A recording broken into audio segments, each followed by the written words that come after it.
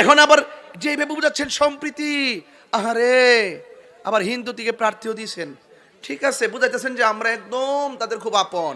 হিন্দুরা আমার সাথে কয় মাঝে মাঝে কিছু কয়, হুজুর আমরা আপনার অনেক পছন্দ করি, আপনি অনেক আগের থেকে সম্প্রীতি নিয়ে কথা বলেন, আপনি বন্যা হলে মানুষের পাশে যান, আপনি সম্প্রীতি নিয়ে কথা বলেন, আমাদের উপরে কোনো দিন আঘাত হলে আপনি দেখছি বারবার প্রতিবাদ করেছেন।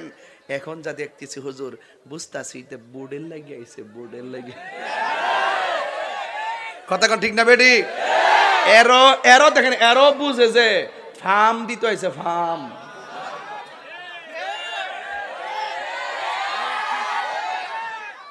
আচ্ছা বলেন হুজুর, যদি কেউ মন্দিরটা পিছনে রেখে আল্লাহর কাছে শুকরিয়া আদায় করতেছি আমরা পূজার মধ্যে যে আসতে পারছি, এই কথাটা কি শরীয়তের ভিতরে পড়ে?